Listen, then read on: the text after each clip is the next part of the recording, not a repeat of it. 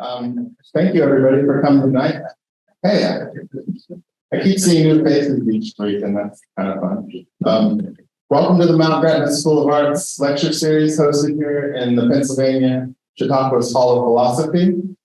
I want to also thank Spencer Strout for his support of the lecture series specifically this summer, along with Purpose One, one of our corporate sponsors. And real quick, just in case anyone's listening and doesn't know about the school, we're a 7-week summer program, kind of like a boot camp for painting and drawing, where the students compete to get in from across the country. It's all about connecting with nature and learning about the nature of seeing, which is both rare in higher education today. Another important aspect of the school is our ability to pay a scholarship system. We work really hard to raise money every year so that any deserving student who applies can get the support they need to go to our school. And also, the third thing that I try to mention each week is our connection to the community of Mount Gretna and the greater higher education and painting community around the world. And this lecture series is one of those natural symbiotic relationships with the community of Mount Gretna, Chautauqua. And we're very pleased with the way they hosted the school and generous to our students. So I'm going to introduce Quinn, who stepped in to save me and do a lecture this week. And it's great because it's going to be really awesome. Quinn, who goes by they, them, is going to do some crits this week on Tuesday and Wednesday afternoon with the students. Quinn's done just about everything that I would have ever wanted to do as a student.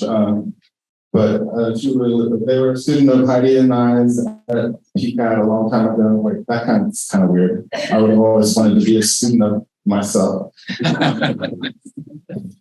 And Chautauqua, when Stanley used to be there, and the New York Studio School, and just got through with the University of Washington in Seattle's MFA program, and did a really cool residency in Mexico, which I was watching the Instagram posts about. It was very enchanting.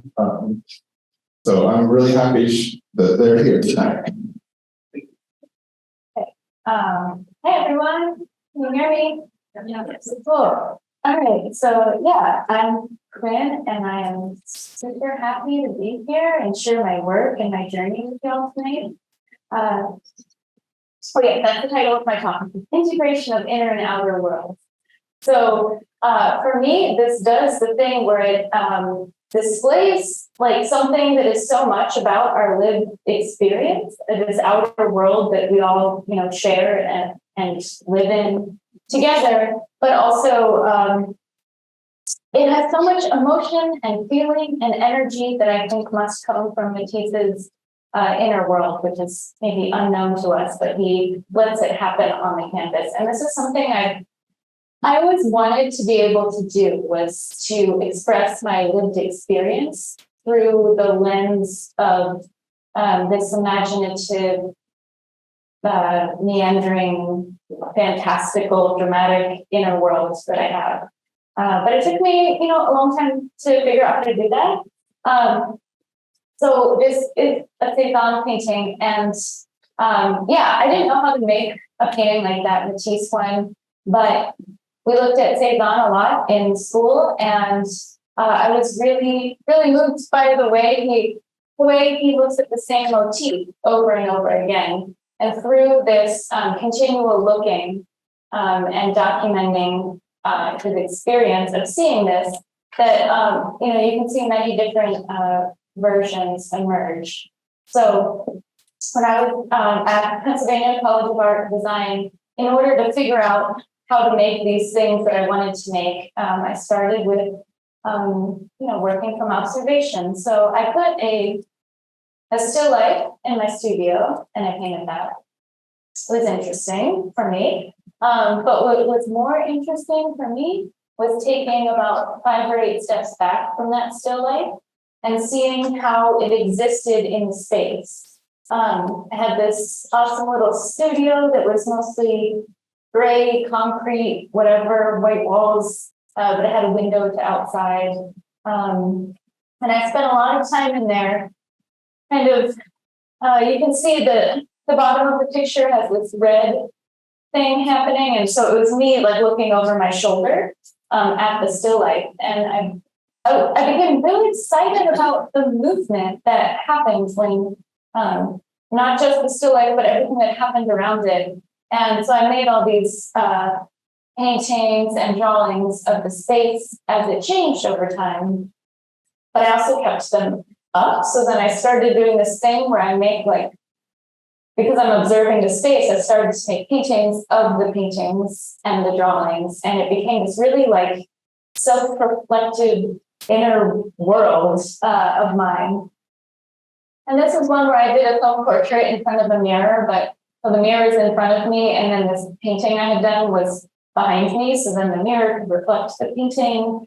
And this is really exciting because I was able to see the way this two-dimensional world existed in this three-dimensional world, and how they could move in and out of each other. Something else I did in my undergrad time was go out into the world and make drawings of things that I saw. So I liked to go to this bar, hear some music, and I did. So this picture has, at the bottom of the picture, there's a table, and it has my hands, like I traced them so they're life size. I'm holding this goblet as I sit there watching, everything, all the music happen, and at the bar. And then what I did was I took the drawing that I had done from observation and just pasted it on the bottom of the picture. So for me, that was like a way to enter in and be able to start playing a little bit, like making a little bit more imagery of what I saw, because what I felt about what I saw, because it was like this drawing I made. It was almost like instructions for how to make the image. And if I was making a painting of a drawing that, did something like that, made sense to me. And so after my undergrad experience, I did the Rome art program, which was through the New York Studio School. And I spent a month making watercolor paintings and pen drawings of mostly the architecture in the city of Rome. And for me, Rome was really dramatic, and I felt it really intensely. And it's kind of like this Mount Gretna program, except instead of painting landscape or painting this architecture in the city, it opened something up for me where I was able to start doing something from observation, but like skewing I don't want to say like skewing the perspective a little bit, but I noticed a sensation of drawing from observation, but feeling something really intensely about what it was that I was drawing. So, but something that happened there also was the city was so intense, and I would often seek some quiet time in the garden. And so I made just a few, I made some watercolor paintings of my quiet time in the garden, and that felt really good after all the chaos of the city. So after my summer in Rome, I returned to Lancaster, and I got to do a residency program at Hillersville University. So there, it's just like I was there for a year. I had a studio. It was awesome. And so I made paintings in both my apartment and in my small studio there. So, and I still wanted to do some of the stuff I was doing in undergrad, but I was a little tired of the paintings and the drawings, whatever. So I started to look more at mirrors and at windows. So in this one, it's actually looking at a window at night. So the night window becomes a mirror. And so I just continued on this painting practice, this journey that I was on, of looking at the world around me and seeing, just humbly observing and recording what it was that I observed.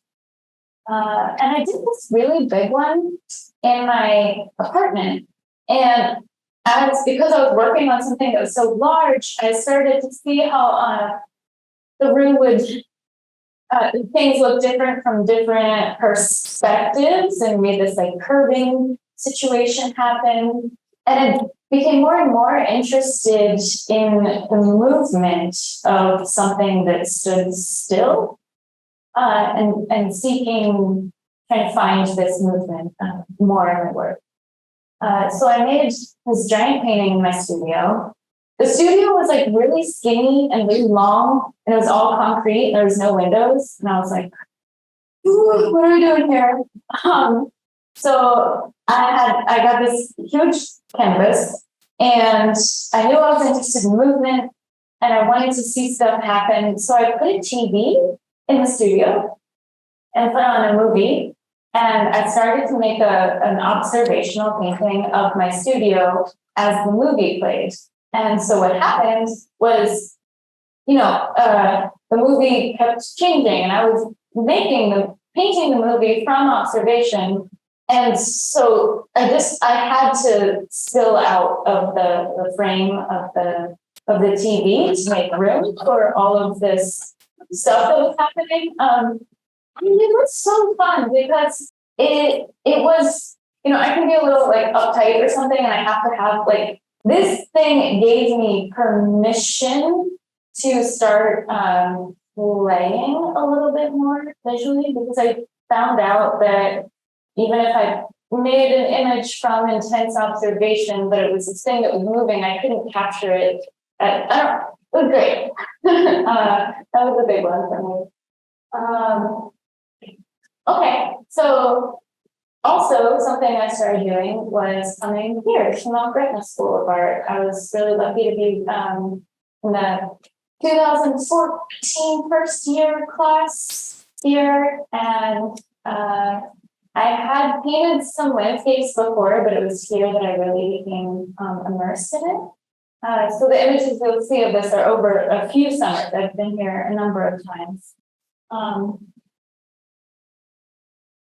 The landscape was challenging. I didn't really know what to do. So what I decided to do was to do the thing of painting the same thing over and over again. So these are 3 studies of looking at the same space. And I think, what drew me to this was like, this whole place is so green. And then there was this dead tree in the middle of all these living trees. And the dead tree was like kind of pink and purple. All right, cool. We get to paint something pink here.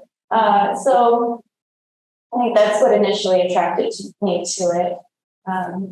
And yeah, so we had multiple versions of this one. And something that started to happen was working from in nature. I was more, there was more space around me. And I realized that there was more to do than just look at everything around me. I started to ask myself a little bit more about what was happening around me. I got really into birding, so I was listening to the birds. I was checking out plant IDs, and I realized okay, it's not just about looking, but it's also about experiencing. So there's little books at the bottom of the picture. It's oh, I brought my bird book. Okay. So then I did it again. Keep doing the same thing over and over. So I found a different spot to go to. And this was the next year or 2 years later or something. So this is the first one of it that I called Searching for the Sky. It's really just about me being in this spot and seeing what's there, trying to figure it out. And this was the second one that I did in that series. And this is called Feeling the Ground. So I felt in this one, I started to be more grounded in what I saw and was able to paint maybe more specifically what was there. This one is Moving with the Trees. So then, after looking at that spot a bunch of times, I start to paint the feeling of it, the energy of it. There's all these like blue jays that are just like screaming all the time. There's all these like plants and these buzzing flies that like suck your blood, and then there's plants that can heal you, plants that can kill you. I'm just like, there was so much happening there, and the more I stayed in this one spot, the more I started to really feel what was happening there. And then this one is called Dreaming the Thing at Night. So in the studio at night, I'm still thinking about this place that I had, been painting from every day. But in the nighttime, I was able to take that visual information and dream on a canvas about it.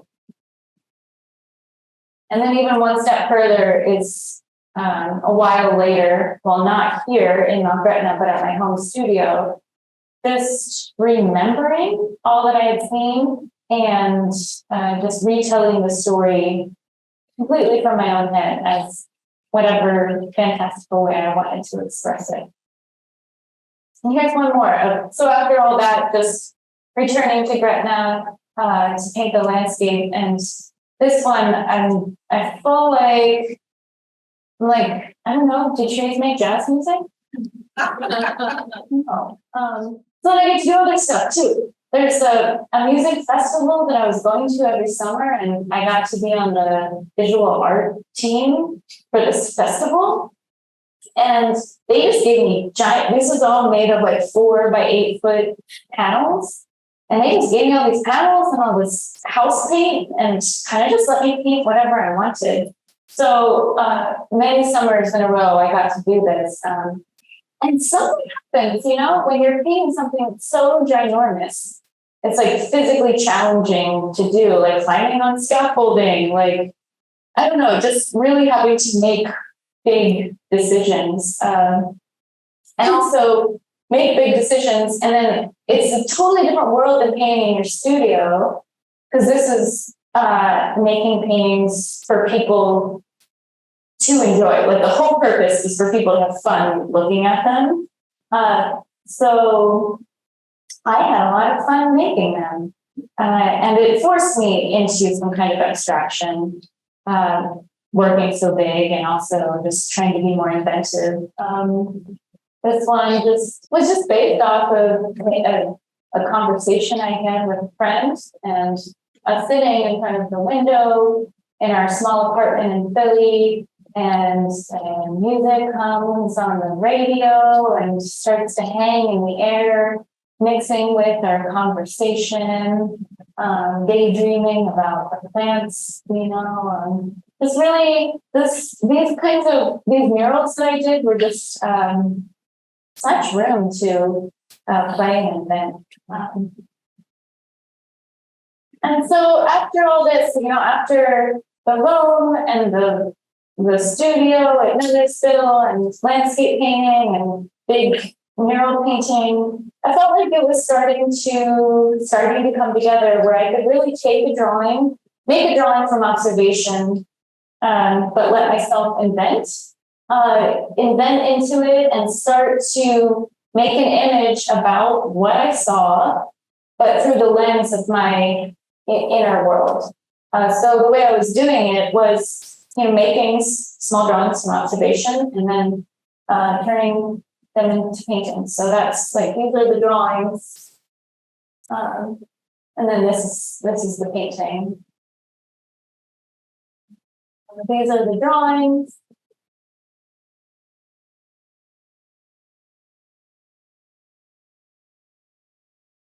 And then this is the big painting. This is like 4 foot square, to get an idea.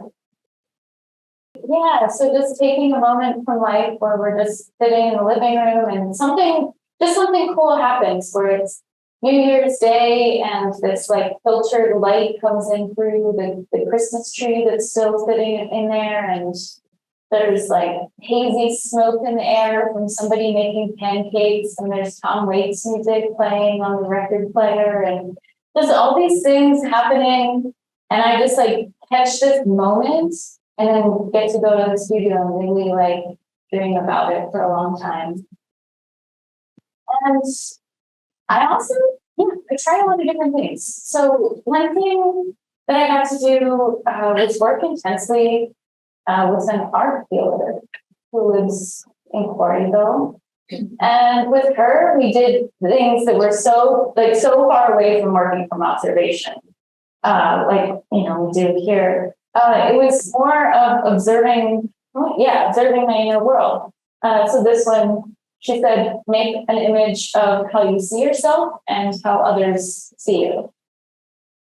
And so, with Alice, I just really found myself making things that I definitely never would have thought that I was going to make. And it's like, maybe not show to people, but I feel like they're important to show for here as part of the journey.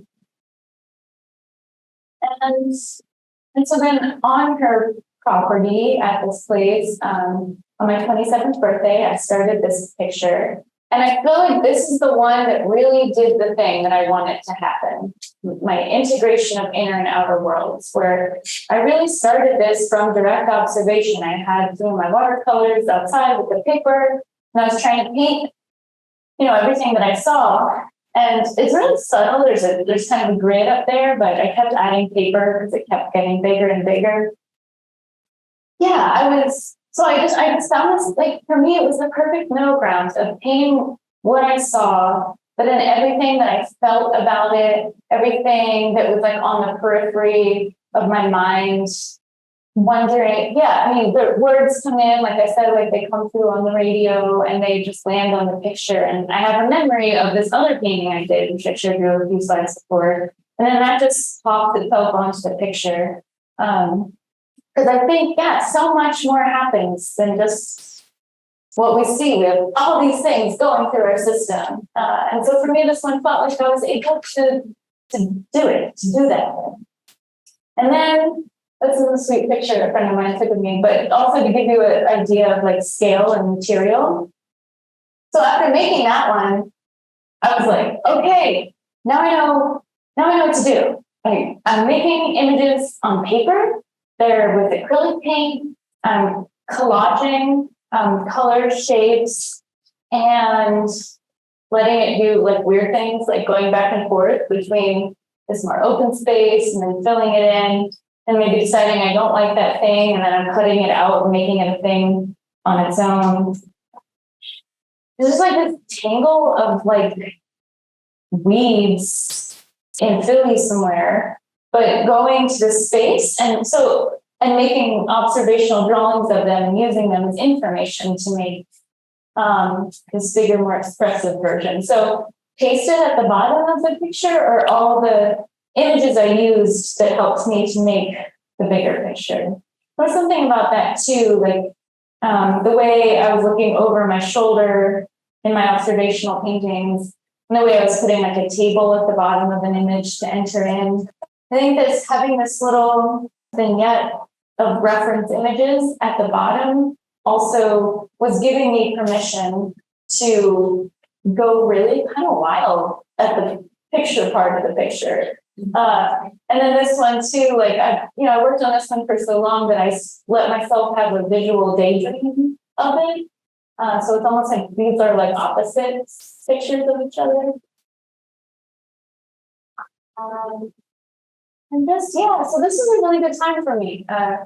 Just playing, experimenting, making these images, mostly works on paper, some oil paintings. So then that's also the stuff I used to apply for grad school. And then, I got to go to grad school, which was in Seattle, really far away from here.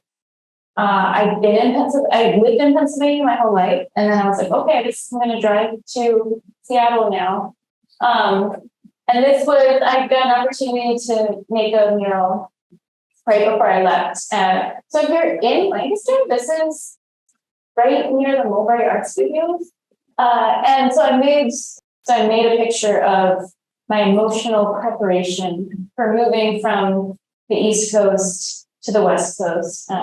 So the right-hand side is the sunny Philadelphia, everything that I knew and everything. And the big arc of America. And so the bird is flying towards the the dark woods of the Pacific Northwest and the mysterious unknown. And so at that time, and also now still, am really started to use tarot cards a lot. So this is an image of my tarot cards. And they just, pulling a tarot card every morning gave me an idea for the day. Nothing, so it's not like super, super direct, but just sometimes a dreamy image or something just so out of left field that I wasn't expecting to think about. So the tarot cards really started to influence my daily experiences. And so when I was making this transition to Seattle, I was pulling the moon card a lot. And so the moon card is about experiencing the mystery. It is the card of the labyrinth, a path to the center and back out again. The moon wheel spins in both directions, bringing knowledge and energy for both creation and destruction. So this is the first image I make when I get to grad school in Seattle. And yeah, just totally that. Like, I'm entering the labyrinth. Let's see what happens. And so what happened was, again, going out into the woods, a whole new world for me. I didn't know half the plants. A lot of the birds were new. Everything looked and felt so differently. So I'd go out in the woods and make paintings and then bring them back into the studio and continue to work on these cut paper collage riffs on my visual experience out there. And so this is one of the completed ones of that. Meeting new friends and exploring all of like Seattle, the day life, the nightlife. So this was just like remembering like a really fun time there. And I was like, yeah, that's cool. It's great. We're having fun. And then, then it was like 2020 and COVID happened. And of course, everything changed. And one of the biggest things for me that changed was, for me, the studio was a very quiet, solitary place where I could be in there with all my secrets and nobody knew anything about it and it was private. And then with COVID, I had to bring my computer into the studio and do my Zoom classes on the studio. And all of a sudden there were 30 people in my studio twice a week. Like, it just sort of turned everything inside out. And of course, the news, I listened to it, but during COVID, I was listening to it a lot and started to make drawings of newspapers. But I made up my own stories of like what was the news of my lived experience. I called them the daily sequins so that you could see what Quinn sees, and that was fun. And it was also like, I didn't just make images of work, like I wrote all these stories. And I write a lot, and sometimes I feel like I'm more of a writer than an artist. I'm just maybe better at the art thing. I don't know. So this was also a really good way to maybe reveal some of my secrets, which was sometimes I'm more of a writer than an artist. And so these are just close-ups of that. And then here's what they looked like installed all together. Something else I did during COVID grad school was just like jam out in the studio.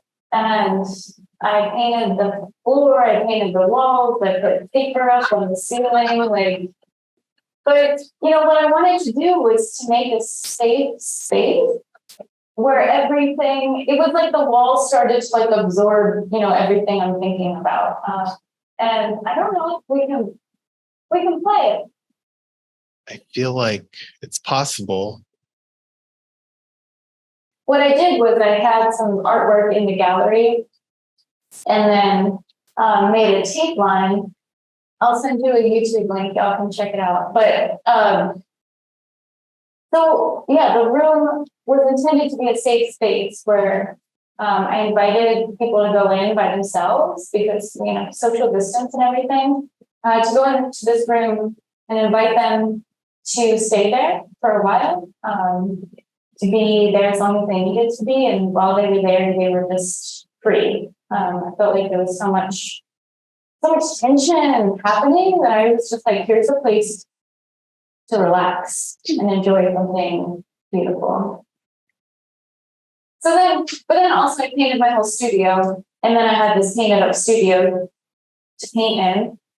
So I felt like I had been in that room for so long that it started to like absorb me. And so I started to make these 2-scale paintings of myself existing in that room. So these are like, the figure in there is a trace, like it's my size, you know. Started to kind of like the mirrors before, like started to reflect me in this space. I was also making some ceramics. It was really chaotic work in there, but it was also kind of awesome. Made some ceramic pieces of my tarot cards and made a painting of myself making ceramic tarot cards. And then also there was myself making ceramic tarot cards.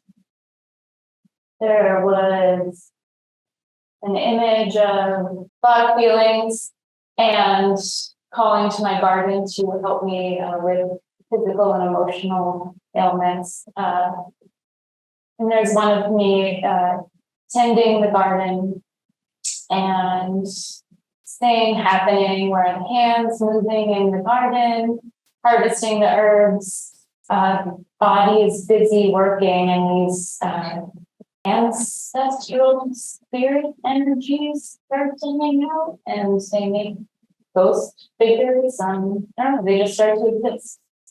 So they come up in paintings. Made a little diorama of my studio. Like grad school is such a place to play and explore and experiment. So I feel like I just got to do a lot of cool stuff. And so this was my part of my thesis show, was this collection of different elements from the room I had created. There was this dreamy beach scene with this sand floor and little sand sculptures, little birdie ceramic sculptures hanging out, decorating the room, and another door which would lead you back into the room I had painted, but which over time evolved. It became much darker. I think calls back a lot to the moon card that I had painted. It now has a night sky. It's dark and there's a sun, but you don't know whether to trust the sun or not, if it's real. And my body appears in it in front of this tree of life, and my hand is gesturing towards this place where you can lay down and rest and pick up this book you would like to sit and stay and read the story of the artist who goes into the center of the labyrinth and works their way back out through visual storytelling, going into their studio, reflecting on their dreams and their daydreams, remembering things of the past and imagining moments in the future.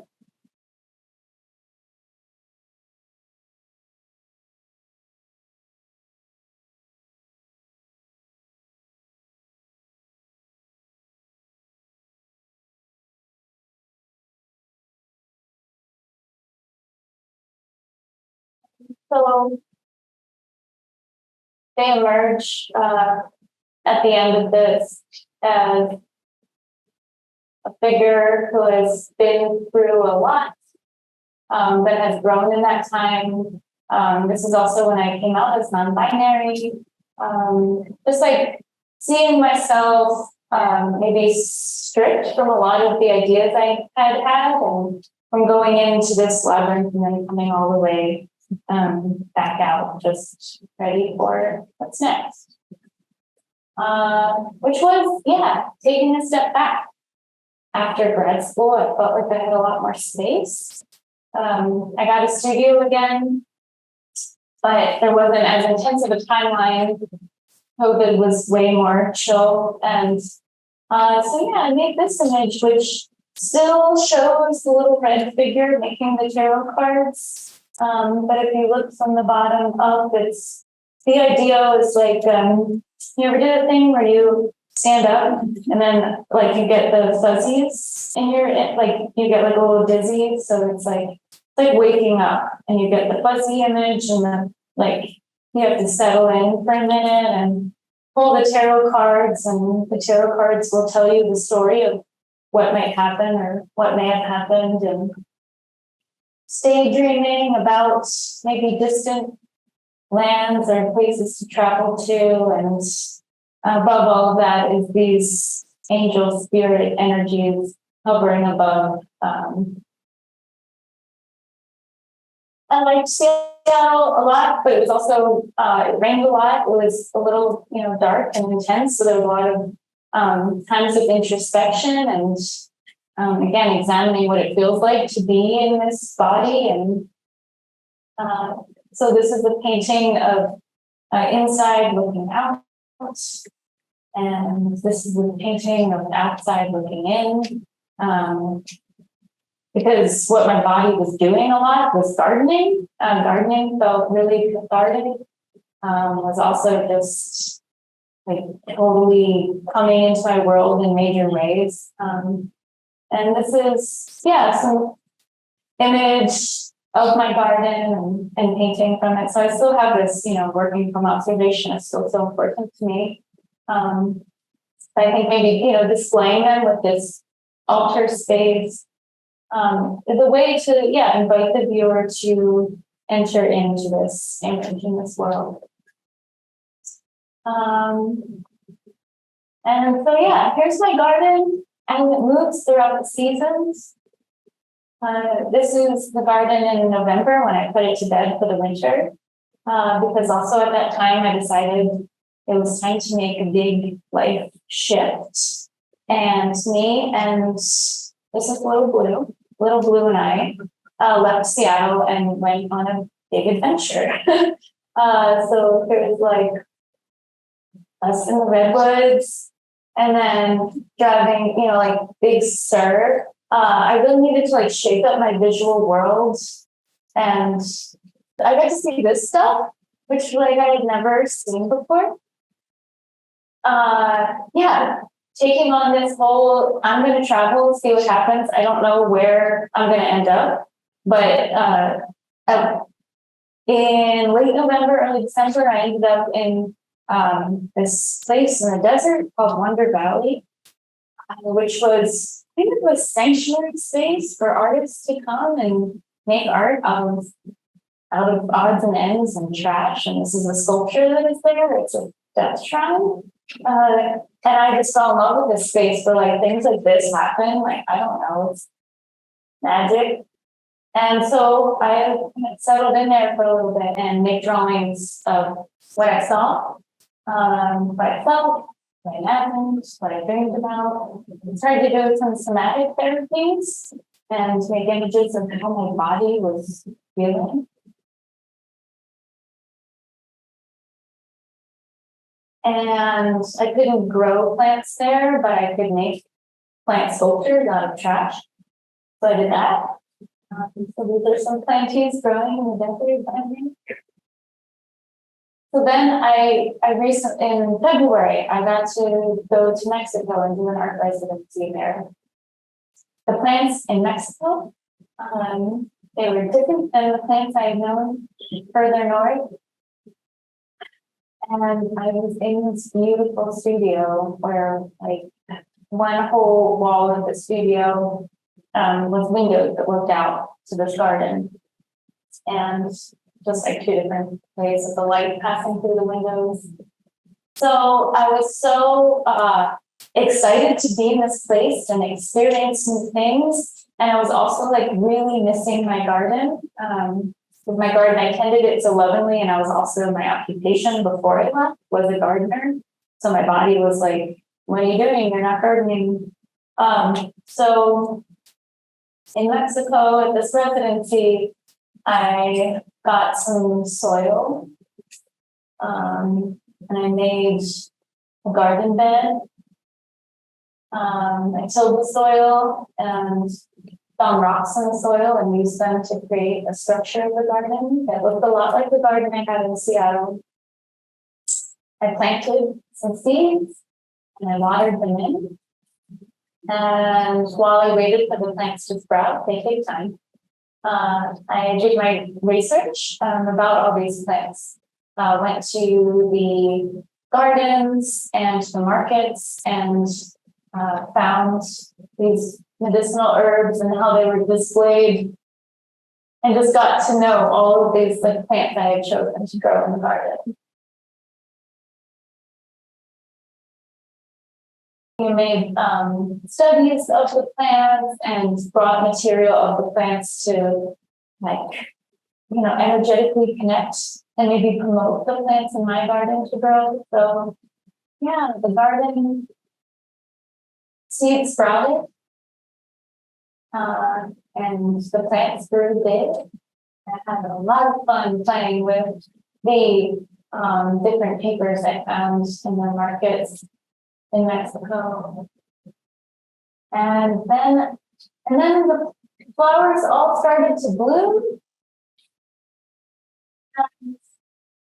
But then I had to I thought I was done with this thing, but then I realized the light had to do something. So I don't know, it's totally different, but putting some rays of sun at the top and introducing the shadow at the bottom, give the whole image some more depth.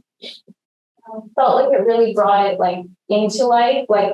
Here, it was like I had described all the plants, but then here was where I was able to see them, actually living something. So I made the garden, and I hung it up in the window like this. I painted the back of it like the Virgin, because there's so many of the Virgin in Mexico, especially in the gardens. So I hung up the picture in the window, and it made an altar space. So you'd go into the room, and I was standing there. I had made a warm medicinal beverage for visitors to drink in these little ceramic cups I had made, and offered everybody something to sit on while they sat on these cushions and could take time to sink in and enjoy the garden. Take moments to visit all the different things on the altar, which was, echoes of the plants in the garden, and little gratitudes for them and all that they do for it. And also invited people to look at the book I had made that describes all of the plants. So, yeah, thank you all for joining me on this full moon day, so I could share my work. It's really, really nice.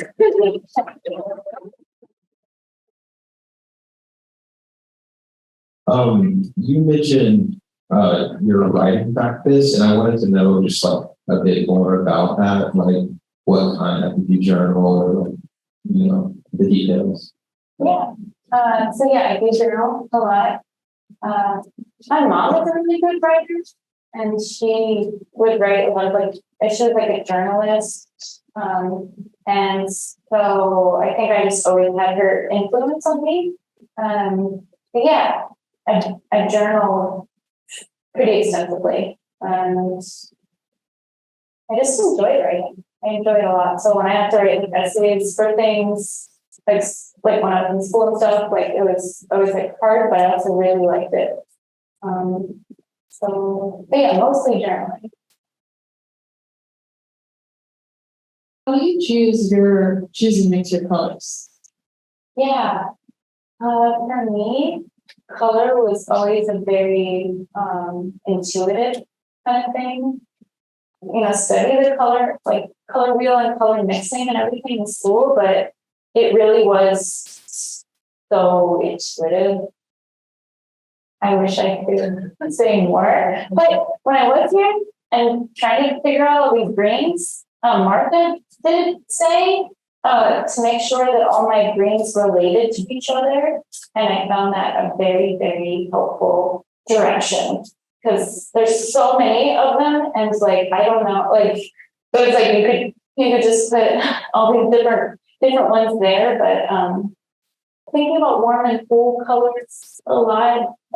Yeah, but it's really intuitive. I had another question about words.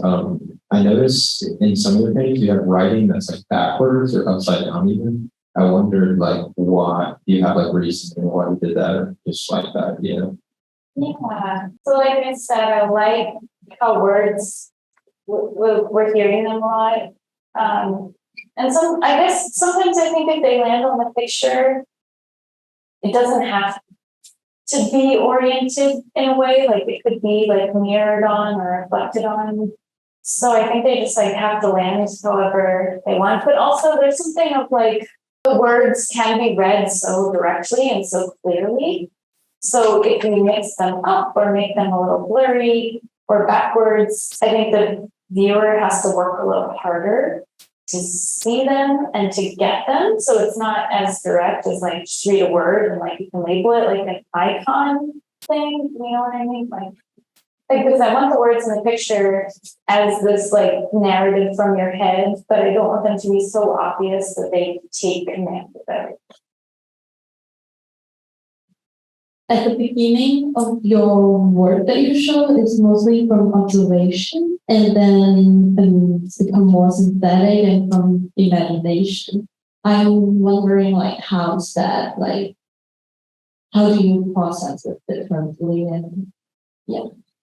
That's the whole thing I've been trying to figure out is like making a picture from observation was more like natural and easy, like not easy, but for lack of better, like was more direct. So it was like it could be anywhere and like you see and you paint it.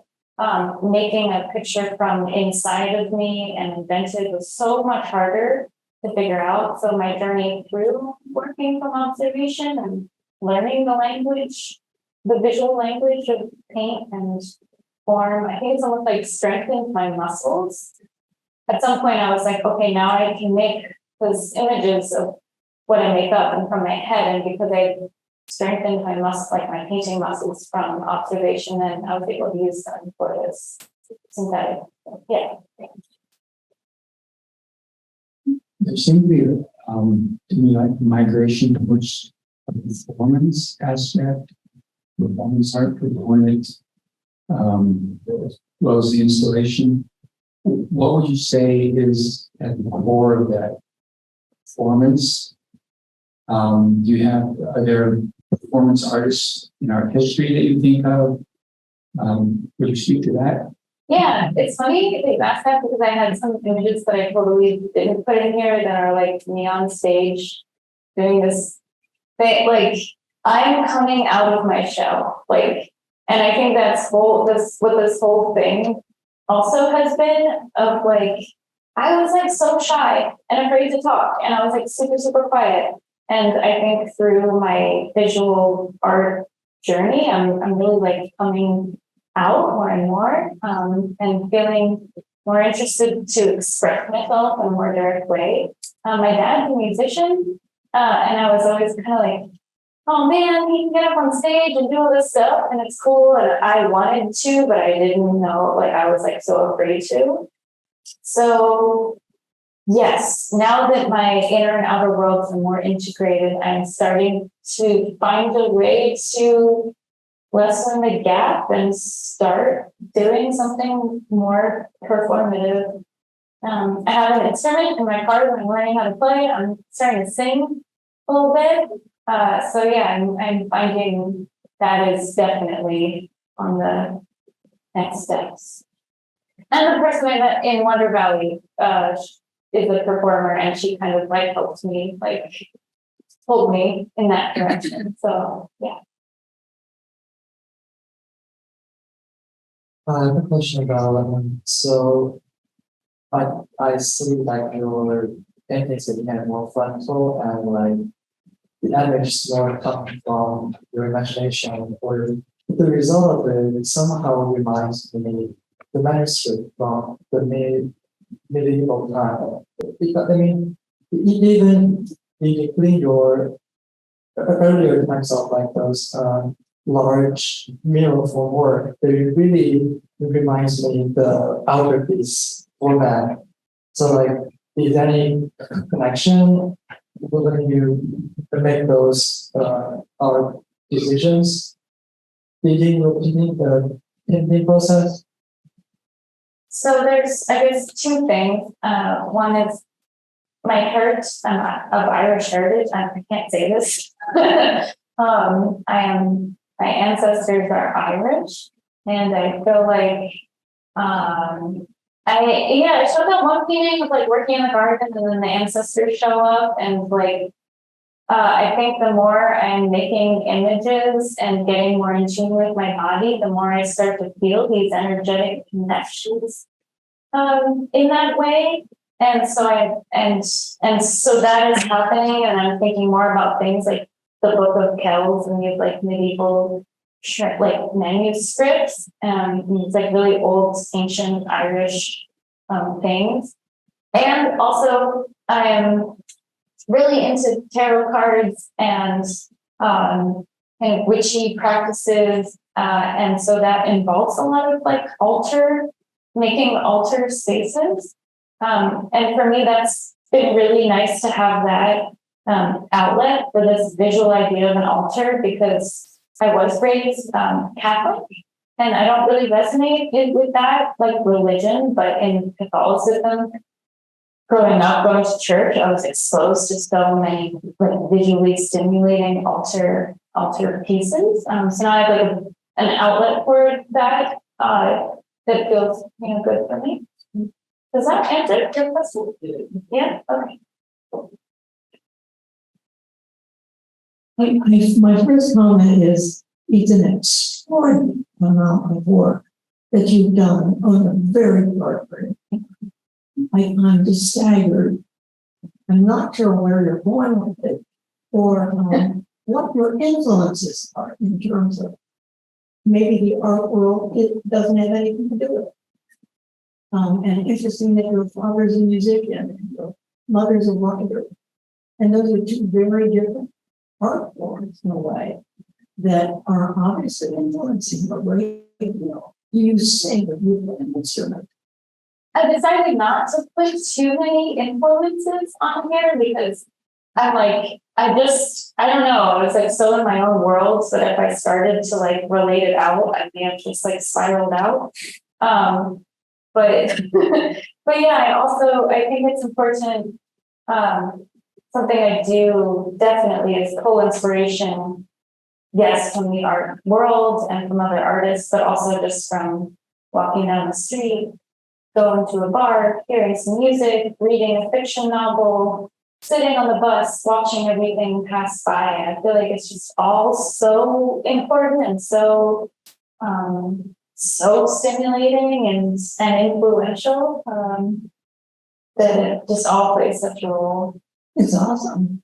Oh, and I am learning to play an instrument and learning to sing, but they're new, so I'm not going to do that for you. Was that kind of like constant sensitivity to different art forms and music and literature and all that, was that always something that visually integrated into your visual work, or were you ever like primarily painting and drawing and then kind of like merging into those domains?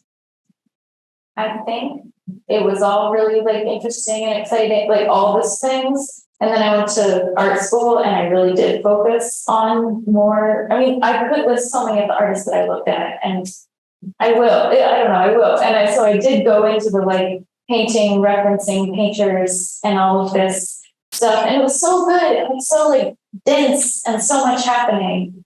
But I also felt a little suffocated by it and needed to go back out into having all these other influences. And maybe it's because, yeah, like when I was a kid, I was like it was music around me, like there was art, but I think there was like so many other different things that I feel like I can't just rely on painting. I have to rely on all these other kinds of scaffolding to hold me up. Thank you, Quinn. It's really awesome to see all of this. But I was wondering if you could talk a little bit about like you like transported that to here. What is it like carrying your art with you around in your truck, and what is that experience, and how is that feeding into what you're making? Yeah, so yeah, when we're finished here, everybody's welcome to come up to the stage. So my garden is here, it's on the floor now, it's not hung up on a wall. And yeah, I was in Mexico and I wanted to get my artwork back to me, but it didn't really, instead of spending a lot of money on a big crate and doing this whole thing, I just cut it up into small pieces and mailed it to myself. And, it's like a lot of people were like, oh my God, you're going to cut it up. What are you doing? But I'm also like, it's a garden. Like it lives and it dies and it composts and then it's like it grows again. So here it is on the floor, which is honestly mostly how I made it, like the garden on the floor. And so now it's just like in a different stage of its life. Like it was up there with all its candles, like highlighted in this way. But now it just has to be in small pieces and travel around. And I think it's really nice to have it as like a person who's traveling around a lot right now. And it's like honestly a fun activity. Like, oh, thanks for having me stay on your couch when it comes to my garden. And then I can like show the garden and then like people stick around long enough, we can play the game where we flip them all over and you can see the virgin on the other side. So it's a nice, like, it's comforting because I'm like, I am really all over the place and I'm able to have my my artwork with me and I'm like, yeah, it's my garden. So yeah. And there's also the book there, so you can look at the book if you want to learn about all the different medicinal and magical planties that are native to Mexico and native to Chicago. All right, thank you, Quinn.